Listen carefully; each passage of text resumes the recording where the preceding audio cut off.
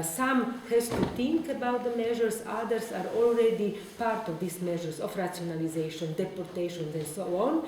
And if we think in which way these processes that are not visible, they try to be hidden all the time, how they are going on, mostly they make people die because they are transported back, they are actually secluded, segregated, and to them not even this possibility it's given to try to make any kind of possibility to find a solution, to try to live in a certain way.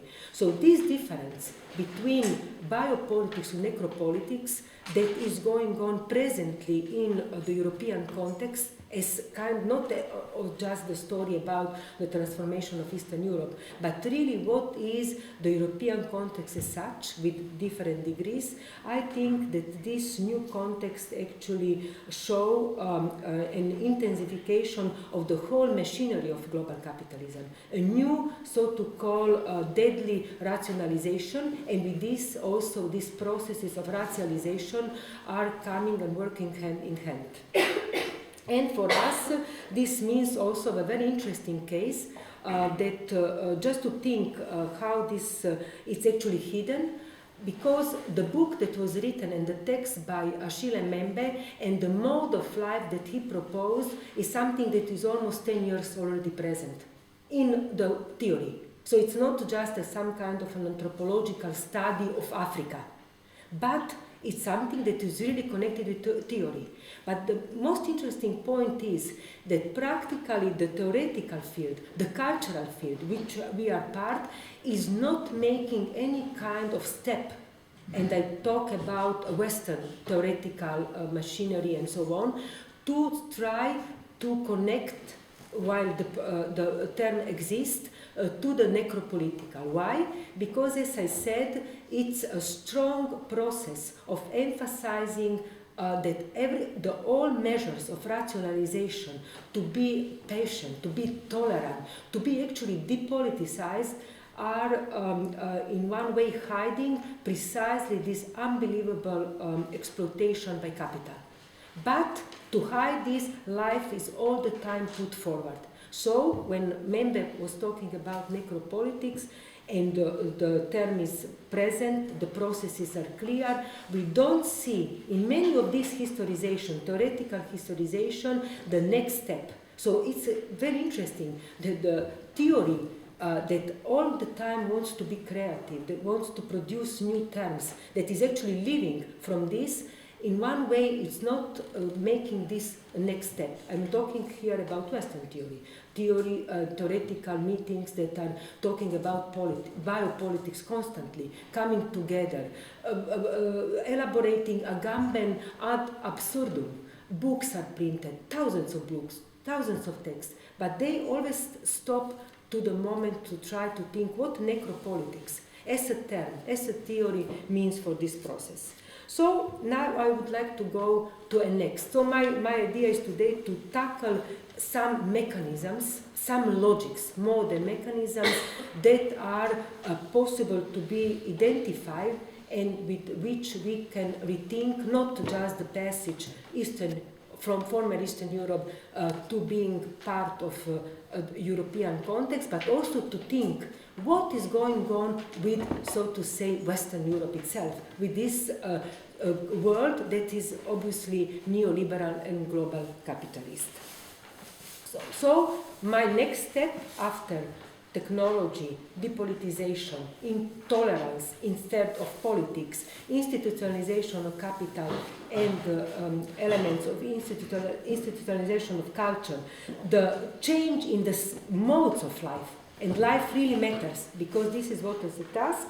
I would like to go to make the next step into an analysis how global capitalism functions. To do this, I make a reference to a book by theoretician Santiago López Petit, who wrote last year a book, Global Mobilization, Brief Treatise for Attacking Reality. In this book, Petit tried to think about a certain process and this process, so that means a certain logic, in which way the global capitalism functions. And this book is also a militant demand for, I call this, further repoliticization of life. Because, as I said, what matters, what is at stake is life. And the mode of life and this historization is for us important because we can think actually not about life, but about death. That is the logic of how we articulate life. But contrary to numerous analyses of globalization seen as process, that we talk about global capitalism is a process, it's a processuality involved, it's actually also connected with the idea of technology. Capitalism is going, is progressing, is trying to actually all the time going to a certain future process. Petit claims, and also maybe in reference to Alain Badiou or even Gilles Deleuze, that contemporary global capitalism is an event. So he is not talking about the process of processuality, but he is talking about an event. Petit states that if we think of globalization as the result of a process, we imply a development and a progression. And we also then think about regression, and if we think about regression, we are capable to normalize, as is all the time demand from us, also the crisis. Because progress is always making a step forward and a step back. And in this way, but it's seen that in one way we are not capable to see how capitalism actually functions, because in such a situation, thinking about global capitalism being a process, we always imply a certain possibility for emancipation. Now it's bad, it will be better. So it's always this progress that is implied in this story. Also this was the case, for example, also in the past, especially in the 90s, when after the fall of the Berlin Wall, it was all this idea that in the last instance now the capital is enslaving and in one way functioning with processes of expropriation, but still capital wants also to emancipate, has a kind of a noble, I call like this, mission. So we are ready to accept almost naturally, I would say, fake discourses of morality, with which capitalism tries to cover up the outcome of the crisis this day. So it's, and this is actually the whole process of financialization of capital, by stating that all was some sort of a mistake, or even more, it's presented that it's a process of greediness of certain, so to call, capitalists or certain managers, but that in one way the whole process is actually going toward this future, and as I said, a process. But my thesis is that actually this morality is just fake discourses in order to cover precisely a certain internal logic of capitalism that came very clearly as almost like a mechanism in the time that we are living, and this is the time of global capitalism. So capitalism is not an irreversible process, but a reversible and conflictual event.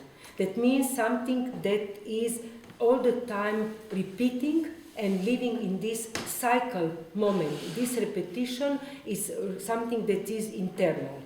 Moreover, everything that is going on in the world today is actually brought back to one single event.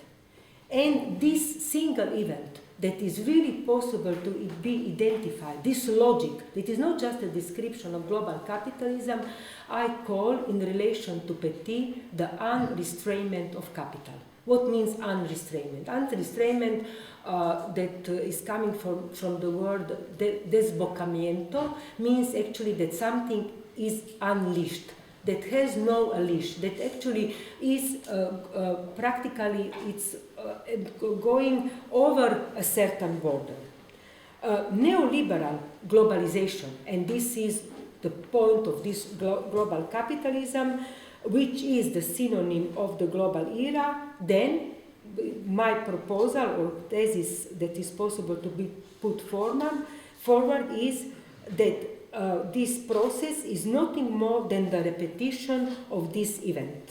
And this repetition or this event is the unrestrainment of capital. So what we face today in the period of global capitalism, or in the period of globalization, it's actually this repetition of the unrestrainment of capital.